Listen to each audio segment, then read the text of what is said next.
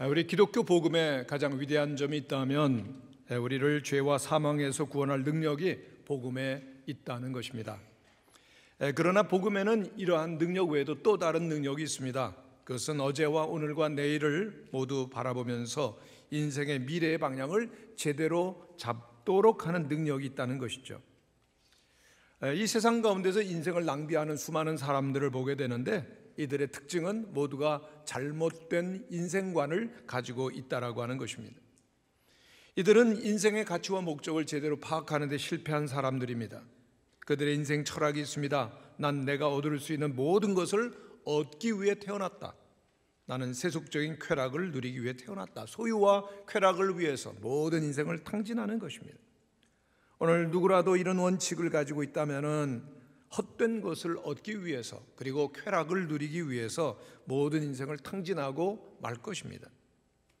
그런데 이렇게 세상을 살아가는 사람들의 특징 중에 하나는 자신들이 굉장히 똑똑한 줄 알아요.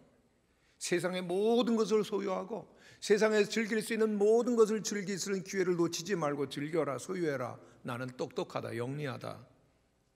그러나 그들은 어리석은 사람들입니다. 정말 선하고 의로운 삶을 사는 것만이 지혜로운 인생인 것을 알고 성숙한 삶을 우리 모두가 살아야 할 것입니다. 사도 바울은 오늘 고린도 교회 성도들을 향해서 편지를 쓰면서 그리스도인의 정체성, 우리가 누구냐라고 하는 것을 말해주고 있습니다. 9절에 보면 우리는 하나님의 동역자다라고 말합니다. 여기서 우리라고 하는 말은 고린도 교회에서 복음을 전하고 그리고 또한 교회를 위해서 일하는 성숙한 영적인 지도자들을 가리키는 것입니다. 그렇기 때문에 이 말씀은 고린도 교회 당시 지도자들을 위해서 주는 말씀이기도 하지만은 오늘 교회를 섬기고 또한 일하는 우리 모든 성도들을 그리스도인들을 위해서 주신 말씀이기도 합니다. 하나님께서는 우리를 구원하시고 그리고 이 땅에서 정말 영광스러워 거룩한 영원한 천국의 일을 우리들에게 맡겨주시기를 기뻐하십니다. 세상의 기업과는 비교가 되지 아니하는 영원한 찬란한 그리고 또한 그 귀중한 상급이 있는 보람이 있는 일을 하나님은 우리에게 맡기시기 때문에 천사들도 우리 그리스도인들을 흠모한다고 했습니다.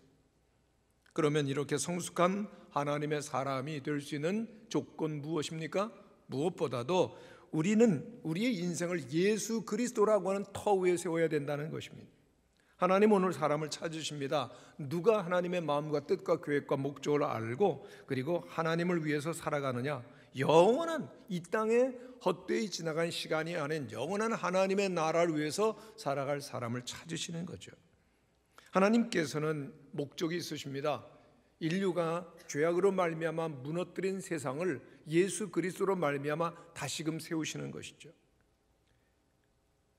예수 그리스도 위에서만 참된 세상이 가능하기 때문입니다. 그래서 10절에 있는 말씀을 보면 바울은 자신이 지혜로운 건축자와 같이 터를 닦고 있다라고 말하고 있습니다. 그러면서 그 터란 다른 터는 결코 있을 수가 없고 오직 예수 그리스도라고 하는 터라고 말하고 있습니다.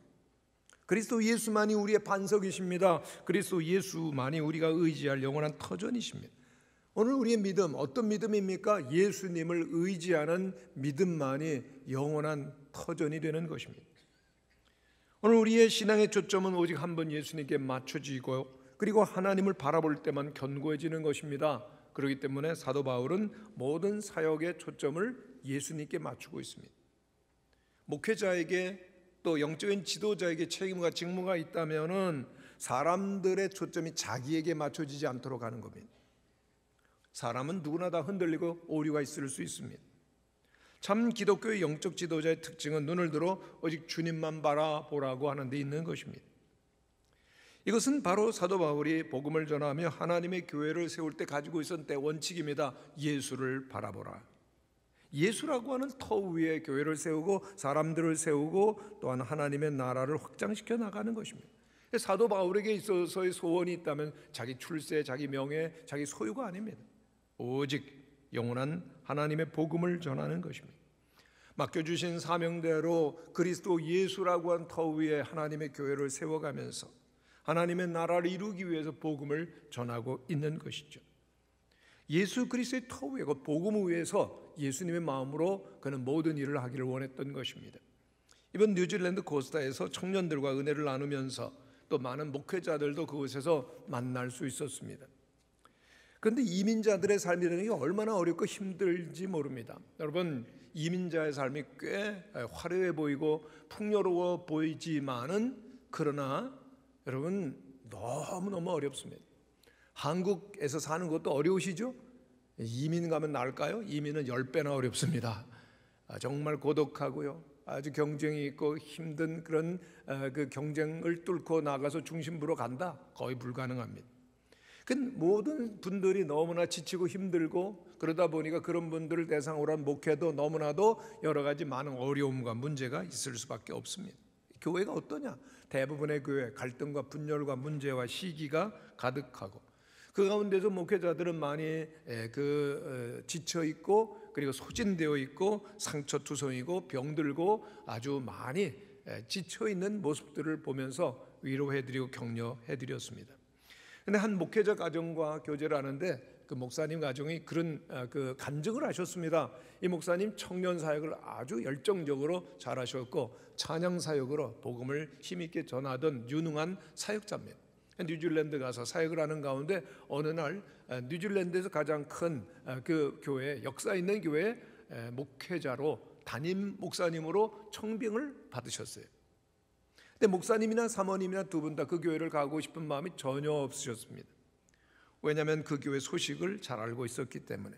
역사는 있었지만은 그 교회는 늘 분쟁이 있었고요, 그리고 또한 어려움이 있었고 다툼과 그리고 또한 문제가 가득했습니다. 전임자도 너무 많이 힘들어서 어려움 당하다가 나가시게 되었는데 안 가고 싶은 겁니다. 그런데 한 집회에 어느 날 참석을 했습니다. 은혜를 받습니다. 그런데 그 시간에 동일하게 목사님, 사모님이 하나님의 음성을 듣게 되셨습니다. 그 교회는 나의 교회다. 내가 세운 나의 사랑하는 교회요, 그리고 그곳에 있는 모든 성도들 나의 사랑하는 자녀들이다 라고 하는 음성을 들었습니다. 똑같이 들었어요. 하나님의 부르심을 거역할 수가 없고 그래서 그 교회 목회를 시작했는데 어려움이 많이 있었지만은 은혜롭게 잘 사역하시고 있다라고 하는 간증을 들으면서 정말 많은 것을 깨달았습니다. 야, 세상 사람들의 그리고 인간의 눈과 마음으로 보면 문제투성일 수가 있죠. 그런데 하나님 말씀하신 내 교회다, 내가 사랑한다, 내 자녀들이다. 할렐루야. 야, 이게 하나님의 뜨거운 그 사랑과 은혜를 느끼면서 감동을 하게 된 것입니다. 아무리 교회가 어렵고 그리고 또한 문제를 일으키는 사람들이 있다 할지라도 하나님은 사랑하시는구나, 하나님의 사랑하는 자녀로구나 라고 말씀하신다는 겁니다. 정말 우리들이 예수님의 마음으로 눈으로 보고 사랑하고 섬길 때만이 거기에 기적이 있고 생명이 있고 은혜가 있고 역사가 나타나는구나 라고 하는 것을 깊이 느끼게 된 것입니다. 오늘 우리 성도들 교회를 볼 때 어떤 눈으로 보느냐? 예수님의 눈으로 보시면서 당신은 하나님의 사랑받는 자녀입니다라고 고백할 수 있어야 될 줄로 믿습니다. 이제 우리는 생각해 보아야 됩니다. 내 인생과 내 가정의 기초는 과연 어디일까? 성도 여러분, 우리의 직장과 우리의 사업의 기초는 어디에 과연 놓여 있습니까? 사도 바울은 예수 그리스도라고 하는 기초 위에 세워져야 된다라고 말하죠. 그리스도 예수 위에 세워진다라고 하는 것은 예수를 믿는 믿음 위에 세워진다는 것입니다. 왜요? 예수님 안에만 영생이 있고 예수님 안에만 구원이 있기 때문입니다. 성경은 말씀합니다. 영접하는 자 곧 그 이름을 믿는 자들에게는 하나님의 자녀가 되는 권세를 주셨나니, 예수를 믿는 자에게 하나님의 자녀가 되는 권세가 있고 영원한 생명이 주어지는 줄로 믿습니다. 이 믿음 위에 우리의 인생과 모든 것이 세워져야죠. 예수님께서는 그 세리장 삭개오를 찾아서 여리고로 가시는 장면이 있습니다. 그 유대인들이 그 세리장 삭개오를 가리켜서 저 매국노, 저 반역자, 저 인간도 그 가치 없는 그러한 그 세리라고 그렇게 손가락질했습니다. 예수님 그를 찾아가시죠. 그를 인격적으로 만나주시고 또한 격려하시고 그리고 상한 심령을 위로해 주셨을 때 그의 마음이 열리고 예수님이 메시아임을 알고서 그는 인생이 완전히 달라졌습니다. 여러분, 사람은 누구나 인정받고자 하는 욕구가 있습니다. 세 가지 차원에서 인정을 받아야 되는데, 첫 번째 인정의 욕구는 가정에서 부모님의 인정을 받는 것이고요, 두 번째는 그가 있는 곳에서 사람들로부터 인정을 받는 것이고, 그리고 마지막 세 번째는 중요합니다. 절대자 하나님의 인정을 받는 것입니다. 여러분, 가정에서 부모님의 인정과 사랑을 받지 못하고 자라게 되어지면 정상적인 정말 행복한 인생 살기가 매우 어렵습니다. 또 자기가 속해 있는 공동체 속에서 사람들이나 또는 책임자에게 인정을 받지 못하면 성공할 확률이 적죠. 그 인생 불행하고 문제가 가득하고 어떠한 길을 찾기가 어렵습니다. 근데 마지막입니다. 정말 중요한 것, 세상적으로 인정받고 사람들에게 사랑받는다 할지라도 절대자 하나님으로부터의 사랑이 주어지지 않는다면 세상의 것 다 지나가는 것이죠. 그렇기 때문에 하나님의 인정이 없는 인생은 실패한 인생, 허무한 인생입니다.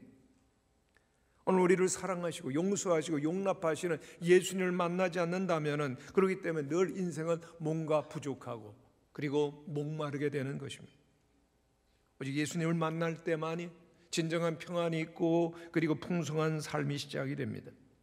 예수님을 만나게 될 때만 우리들은 사랑받는 존재, 용서함을 받는 존재, 그리고 또한 꿈을 가지고 모든 불안과 두려움과 문제를 극복하며 날아오르는 인생이 되는 것입니다. 그래서 주님께서는 우리의 마음의 문을 지금도 두드리십니다. 성도 여러분, 혹시 여러분 가운데 마음이 매우 답답하고 불안하고 그리고 또한 그 두렵고 의욕이 생기지 않는 분이 계시는지요? 내가 뭔가 목마르다. 밤이면 밤잠을 이루지 못하고 고통스럽고 마음의 혼란을 계속 경험하는 분이 계십니까? 난 누군지 모르겠어. 나 어떻게 해야 될지 모르겠어. 어떻게 살아야 될까라고 생각하는 분이 계십니까? 여러분을 찾아주시는 분이 있으십니다. 삭개오를 만나기 위해서 사람들이 무시하고 인정하지 않았던 세리장 삭개오를 찾아서 여리고를 가셨고, 그리고 또한 그 뽕나무 아래까지 찾아가셨던 예수님, 오늘 우리의 마음의 문을 두드리십니다. 그 예수님 마음에 모시는 성도님들이 되시기를 간절히 축원합니다. 영원하신 주님께서 우리의 마음속에 계시지 않으면 증세가 나타납니다. 답답해요. 그리고 숨 막히는 것 같아요. 불안합니다. 예수님은 마치 공기가 온 우주와 우리를 둘러싸고 있는 것처럼 온 세상에 가득하고 우리의 영혼을 감싸고 계시지만, 우리들이 마음의 문을 열고 주님 모시지 아니하면 주님은 들어오실 수가 없습니다. 겨울철이 됐는데 이제 문을 꼭꼭 닫아두고 있으면은 탄산가스가 가득하게 되고 답답하게 되고 건강에 안 좋습니다. 그렇기 때문에 가끔 춥지만은 환기를 시켜야 됩니다. 그래서 문을 확 열면은요, 시원한 게 쫙 들어와서 그 영혼까지 맑아지는 거 느끼지 않습니까? 오늘 우리들이 믿음으로 주님을 바라보면 주님께서는 우리의 심령 가운데 들어오시는 줄로 믿습니다. 주님이 우리와 함께 계시고 내가 너를 사랑한다, 너는 담대하라고 말씀해 주실 때 우리의 마음은 기쁨이 가득하고 찬양이 회복되어지고, 그리고 또한 믿음으로 새로운 인생을 사는 것입니다. 그렇습니다. 우리의 인생 기초, 목적 예수님이어야 되는 거죠. 인생을 예수님께 온전히 드리실 수 있는 성도님들이 되시기를 바랍니다. 그래서 내 인생을 돌아보면서 주님이 나와 함께 계십니다. 하나님이 내 인생을 쓰십니다. 나는 하나님의 동력자요, 하나님의 거룩한 성숙한 일꾼입니다 라는 고백이 우리 모든 성도님들에게 있게 되시기를 간절히 축원합니다. 제가 뉴질랜드에 있는 동안에 우리 무학계 원로 장로님이신 박유배 장로님께서 큰 어려움을 좀 겪으셨는데 심장계통의 약을 드셨는데 의사가 바뀌면서 다른 약 처방을 하게 된 겁니다. 그러니까 심장약은요 굉장히 아주 바로 써야 되는데 다른 약이 들어가면서 쇼크 상태에 들어갔는데 자칫 잘못하면 즉사할 수 있는 상황이셨다는 겁니다. 그런데 회복이 되셨다는 거예요. 제가 돌아와서 그 소식을 듣고 얼마나 깜짝 놀랐는지요. 근데 어제 그 새벽에 교회 오면서 엘리베이터 안에서 장로님을 뵙게 됐습니다. 장로님, 그렇게 어려운 일 당하셨다며요. 너무 놀랐습니다. 너무 위험하셨네요. 너무 감사하네요. 그랬더니 장로님께서 한마디 담담하게 말씀하셨습니다. 저요, 언제든지 갈 준비가 되어 있습니다. 짧은 말씀이었습니다만 얼마나 감동과 도전이 되는 말씀이었는지. 인생의 터전, 오직 예수님 위에 세우고 최선을 다할 때 고백할 수 있는 말씀이라는 생각이 들었습니다. 여러분, 인생 한번 왔다 훅 지나가는 겁니다. 언젠간 주님 앞에 가야 될 줄로 믿습니다. 어디에 우리의 인생에 터를 세우느냐에 따라서 우리의 인생의 마지막 고백이 어떻게 되어지나 결정되는 것이죠. 아직은 우리에게 기회가 있을 때, 아직은 젊었다고 생각됐을 때 우리 모든 성도들이 예수님의 터 위에 인생을 세워가게 되시기를 바랍니다. 나를 하나님의 일꾼으로 동력자로 불러주심을 생각하면서 값지게 우리의 삶을 주님께 드려야 마땅할 것입니다. 이와 같은 성숙한 삶의 주인공으로 하나님의 동력자가 되기 위해서는 성령으로 충만하셔야 됩니다. 오늘 16절 17절에 보면은 고린도 교회를 향한 성도들을 향한 바울의 권면이 나옵니다. 너희는 너희가 하나님의 성전인 것과 하나님의 성령이 너희 안에 거하시는 것을 알지 못하느냐? 누구든지 하나님의 성전을 더럽히면 하나님이 그 사람을 멸하시리라. 하나님의 성전은 거룩하니 너희도 그러하니라. 여러분, 가슴에 한번 손을 얹고 저를 따라해 주시기를 바랍니다. 나는 하나님의 성전입니다. 여러분, 믿습니까? 성경은 우리 그리스도인들을 향해서 우리는 하나님의 성전이다 라고 말씀하십니다. 이건 놀라운 가르침입니다. 축복입니다. 하나님의 성령이 오늘 우리 교회 가운데 거하시고 우리 각 사람 위에 있고 우리 안에 거하십니다. 할렐루야. 주님께서 우리와 함께 성령으로 거하시는데 증거가 뭐냐, 안 보이는데? 성경은 분명한 증거를 말씀하십니다. 누구든지 성령으로 말미암지 않고는 그리스도 예수를 주로 고백할 수가 없느니라. 여러분, 예수님이 여러분의 주고 하나님이 여러분의 주인임을 고백하십니까? 성령으로 우리들을 감동하시는 것입니다. 그러므로 성령이 내 안에 계시고 하나님의 임재 가운데 늘 사는 것을 체험할 때 우리들은 거룩하고 성숙한 하나님의 일꾼이요 동력자가 되는 것입니다. 유명한 종교개혁자 존 칼빈의 생애를 지배했었던 삶의 열쇠가 바로 이 개념입니다. 하나님이 나와 함께 계시다. 성령으로 충만한 거죠. 그래서 소위 코람데오 뜻이 뭡니까? 코람은 앞에서, 데오는 하나님입니다. 언제든지 하나님 앞에서 살아가는 그 존 칼빈을 통해서 위대한 종교개혁이 일어나는 것이죠. 하나님은 내 안에 계시고 나를 보고 계시며 하나님 앞에서 산다는 고백이 우리들에게 필요한 것입니다. 여러분이 어디를 가든지 무엇을 하든지 어느 시각 속에 있든지 하나님은 여러분들을 보고 계시고 함께 하십니다. 믿습니까? 그런데 그렇게 하나님이 나와 함께 계시는데 기쁘세요? 평안하세요? 대답이 없으신데요. 어떤 분은 굉장히 불편하고 힘들어하시는 분도 있으실 것 같아요. 예수님을 믿는 그리스도인의 삶을 산다. 뭘까요? 하나님이 나와 함께 계심을 체험하면서 성령 충만하게 살아가는 것입니다. 성령으로 충만하다, 예수님의 뜻과 다스림에 나를 맡겨드리며 주님과 동행하는 것입니다. 요한계시록 3장 20절에서 예수님 말씀하십니다. 볼지어다 내가 문 밖에 서서 두드리노니 누구든지 내 음성을 듣고 문을 열면 내가 그에게로 들어가 그로 더불어 먹고 그는 나로 더불어 먹으리라. 그렇습니다. 우리가 예수님을 믿습니다. 뿐만 아니라 예수님께 우리의 마음의 문을 활짝 열어드립니다. 그럼 주님께서 성령으로 우리들 가운데 들어오셔서 우리를 다스리시고 인도하여 주시는 줄로 믿습니다. 문제는 오늘 많은 분들이 예수님을 나의 주라고 고백하고 믿는다고는 하지만은, 내가 성령의 전이라고 하는 사실을 믿는다고는 하지만은 실제적으로는 주님이 나를 다스리고 이끄시는 것을 거부한다는 겁니다. 명목상으로는 그리스도인이에요. 실제 삶에서는 예수님과 관계없는 세속적인 그리스도인들이 생겨나는 것이 종말의 모습입니다. 사도 바울은 오늘 3장 1절 말씀 속에서 이렇게 말하죠. 형제들아, 내가 신령한 자들을 대함과 같이 너희를 대할 수 없어서 육신에 속한 자, 곧 그리스도 안에서 어린아이들을 대함과 같이 하노라. 교회 안에 가만히 바울이 보니까 신령하지 못한 자가 있더라는 얘기입니다. 어린아이가 있더라는 얘기입니다. 성숙지 못한 사람들이 있더라는 얘기입니다. 증거가 뭐냐? 그들 가운데, 고린도 교회 가운데 시기와 분쟁, 육신에 속하여서 사람을 막 따르는 사람들이 생겨나더라는 얘기입니다. 그래서 나는 바울파야, 나는 아볼로파야, 교회가 나뉘어가는 위기가 있었습니다. 그 고린도 교회의 그 어린 성도들의 마음속에는 예수님이 계신 것이 아니라 사람이 자리를 잡고 있었어요. 성도 여러분, 세상에는 두 종류의 그리스도인이 있습니다. 예수님을 믿기는 믿되 형식적으로 믿고만 있는 육신적 그리스도인이 있고, 진실로 예수님을 믿고 따르고 순종하는 신령한 그리스도인이 있습니다. 한번 따라 하시기를 바랍니다. 신령한 그리스도인.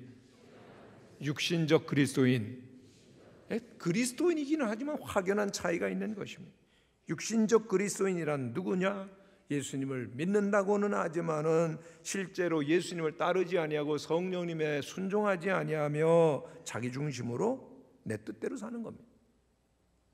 예수님을 인생의 주인으로 모시지 않았다는 얘기입니다. 자기가 주인돼요. 자기 마음대로 자기 뜻대로 살아가고자 한다는 것입니다. 여러분, 나침반을 보면요, 그 바늘이 미세하게 흔들리긴 해도 언제나 정북 방향을 가리키고 있습니다. 믿음의 사람이란 어떤 상황 속에서도 언제나 하나님을 가리키는 사람입니다. 우리 삶을 살다가 보면요, 얼마나 우여곡절이 많습니다. 얼마나 문제가 많이 있습니까? 그러나 우리의 마음속에 하나님을 향한 지향 분명하다고 할 것이면은 어떤 어려움 속에서 낙심하지 않을 것입니다. 왜요? 처음부터 자기를 믿은 것이 아니거든요. 자기를 의지하는 것이 아니었거든요. 하나님을 바라보고 있었기 때문입니다. 세상 돌아가는 현실을 보면 얼마나 답답하고 불안합니까? 짜증납니까? 국제 정세를 보거나 국내 정세를 보거나 지역의 모습을 보거나 그럴 때 정말 초조해하고 안달해하고 비판하고 그리고 또한 조롱하고 냉소하고 한숨 쉬는 것 누구나 할 수 있습니다. 그러나 믿음의 사람은 그러한 가운데서 하나님을 바라보기 때문에 여전히 믿음과 그리고 또한 희망과 사랑과 생명을 전하게 될 줄로 믿습니다. 그 마음을 주시는 분이 하나님의 은혜이죠. 그렇기 때문에 시험에 압도당하지 아니고 끌려가지 않는 것입니다. 결코 세상의 어둠과 문제들이 하나님의 사람들의 마음속에는 평안과 그리고 심령의 기쁨을 빼앗아갈 수가 없습니다. 왜요? 하나님의 사람들에게는 하나님의 말씀이 있고 성령님이 그 안에 거하시기 때문입니다. 하나님의 동력자가 된다. 하나님의 사람이 된다. 결코 세상의 풍조나 그리고 자신의 뜻대로 아닌 하나님의 말씀과 거룩하심을 따라 성령으로 살아가는 성도들이 되시기를 간절히 축원합니다. 성도 여러분, 우리의 인생이 예수님에 세워지지 않는다. 결과는 너무나 불행입니다. 12절에 보면은 이런 말씀이 있습니다. 만일 누구든지 금이나 은이나 보석이나 나무나 풀이나 짚으로 이 토구에 세우면 각각 집을 지어요. 각각 인생을 세워갑니다. 그런데 어디에 세우느냐? 금이나 은이나 보석에 세우는 자가 있고 나무나 풀이나 짚에 세우는 자가 있다는 겁니다. 근데 중요한 것은 나중에 그 공력을 시험하는 불시험이 있다는 겁니다. 불이 확 지나가면요, 금은 보석은 여전히 남아 있습니다. 그러나 나무와 짚과 그리고 풀은 훅 하고 사라지는 것입니다. 거짓되고 위선적이며 불신앙으로 사는 인생, 그렇기 때문에 허무하고 불쌍합니다. 오직 성령 충만하며 예수 그리스도의 믿음 위에 세워진 인생만이 영원한 줄로 믿습니다. 성도 여러분, 우리의 인생에는 반드시 하나님의 심판이 있습니다. 믿습니까? 예수님 재림하시고 지금은 언제인지 모르지만 곧 다가올 것입니다. 심판날 모든 것 다 드러나는 것입니다. 우리 무학교의 모든 성도들께서는 내가 하나님의 성년의 전이요 그리고 늘 거룩하며 진실한 사랑과 그리고 주님의 모습으로 살아가는 은혜가 있게 되시기를 간절히 축원합니다. 선교사 데이비드 리빙스턴의 전기를 쓴 작가가 한 분 있습니다. 이분이 전기를 쓰기 위해서 아프리카를 쭉 여행을 합니다. 리빙스턴이 사역했었던 곳들 그리고 또한 그들과 함께 했었던 여러 사람들을 만나면서 묻습니다. 무슨 설교를 그 리빙스턴 선교사님이 하셨죠? 리빙스턴이 무슨 일을 하셨죠? 전부 다 그 얘기 묻을 거 아니에요? 그런데 이 전기 작가가 가장 많이 들어야 되었던 답은 이것이었습니다. 우리는요, 그가 무슨 설교를 했는지 잘 기억이 안 나는데요, 그가 무슨 일을 했는지 잘 모르겠어요. 그 참 은혜가 되는 얘기입니다. 설교를 해도요, 많은 분들이 잊어버리신대요. 아프리카 얘기입니다. 그래서 설교가 계속 가능한 것 같고. 그런데 이 아프리카에 리빙스턴과 함께 있었던 분들의 고백이 이겁니다. 그런데 단 한 가지 분명한 것은 리빙스턴 선교사님, 언제나 예수님이 하신 것처럼 우리를 사랑해 주셨습니다. 아멘. 여러분, 예수님처럼 사랑하셨다. 이것이 우리의 모습, 우리의 교회 모습이면은 얼마나 주님이 원하시는 모습이겠습니까? 그렇습니다. 이렇게 성숙한 인생을 사는 사람들은 철저히 하나님의 영광을 위하여 사는 것입니다. 왜? 하나님이 하시기 때문에. 6절에 보면 사도 바울은 말합니다. 나는 심었고 아볼로는 물을 주었으되 오직 하나님께서 자라나게 하셨나니 그런즉 심는 이나 물 주는 이는 아무것도 아니로되 오직 자라게 하시는 이는 하나님뿐이니라. 성도 여러분, 한번 따라하시기를 바랍니다. 하나님뿐입니다. 하나님이 자라게 하신다는 거예요. 씨를 심었어요. 그 씨가 뿌리를 내리고 싹을 내고 자라는 것 농부가 합니까? 아무도 못. 하나님이 생명의 신비와 기적으로 자라게 하시는 거예요. 그래서 21절에 보면 이런 말씀이 있습니다. 그런즉 누구든지 사람을 자랑하지 말라. 만물이 다 너희 것임이니라. 23절입니다. 너희는 그리스도의 것이요 그리스도는 하나님의 것이니라. 성숙한 하나님의 사람, 하나님의 동력자로 살려고 하면 그렇기 때문에 새로운 세계관이 있어야 됩니다. 새로운 세계관이 무엇이냐? 만물은 하나님의 것입니다. 할렐루야. 그리고 또한 하나님의 자녀인 우리의 것이라고 하는 새로운 세계관이 있어야 됩니다. 우리 하나님의 동력자예요. 그 하나님 모든 만물을 가지셨어요. 그리고 모든 걸 우리에게 맡겨주셨어요. 그렇기 때문에 그 세상의 것을, 만물을 더 탐하는 것, 그는 어리석은 일이죠. 이미 우리의 것이고 하나님의 것이기 때문에 물질과 그리고 또한 쾌락과 세상의 것 탐내지 않습니다. 나를 중심으로 한 이기적인 삶을 살려고 하지 않습니다. 오직 하나님을 중심으로 신령한 그리스도인으로 성숙하게 살아가는 것이죠. 모든 것이 하나님의 세계요 신령한 세계요 거룩한 세계인 줄로 믿습니다. 오늘 우리들 가운데 미워하고 증오하고 내 편을 가르고 탐욕에 빠지고 불평하는 것은 다 육적인 사람의 모습을 드러내는 것입니다. 이런 말이 있습니다. 사람에게는 세 가지 유혹이 있다. 육체의 욕망, 잘난 체하고자 하는 욕망, 그리고 불손한 이기심이다. 다시 말씀드리겠습니다. 육체적인 본능이 있어요. 욕망, 잘난 체하고자 하는 욕망, 불손한 이기심. 여러분, 이런 것은 바로 신령한 그리스도인, 성숙한 그리스도인, 하나님의 동력에는 다 거추장스러운 침입니다. 잘못된 일꾼들은 끊임없이 말하고 나를 바라봐라, 나를 바라봐라. 아닙니다. 진정한 그리스도 오직 하나님 바라봅시다. 예수님만을 바라보며 성령님만을 바라보며 인도할 수 있어야 진정한 하나님의 사람인 줄로 믿습니다. 예수님만이 우리의 소망입니다. 아멘. 예수님만을 바라볼 때 승리가 있는 것입니다. 이번에 그 뉴질랜드 코스타의 주제는 새 시대를 향한 제사장의 소명, 새로운 시대, 젊은이들에게 말씀을 전하고 집회를 하겠는데 새로운 시대가 다가오기 때문에 우리는 거룩한 제사장으로서의 소명감 분명히 하자라고 하는 주제를 가졌는데 모든 강사님들이 정말 기가 막히게 똑같은 방향으로 말씀을 전해 주셨습니다. 뉴질랜드에 있는 많은 젊은이들 참 부러워하는 유학생들이고 이민자들의 자녀인지는 모르지만은요, 백인 중심의 사회 속에서 많이 위축당하고 아주 처절한 경쟁 사회 속에서 아주 저들은 기가 많이 죽어 있고 중심부로 나갈 수가 없는 그런 한계 의식 속에 있었습니다. 많이 위축당하고 있었죠. 그러나 말씀은 우리들에게 우리는 누구냐? 거룩한 하나님의 사람이다. 거룩한 하나님의 제사장들, 왕 같은 제사장들이다.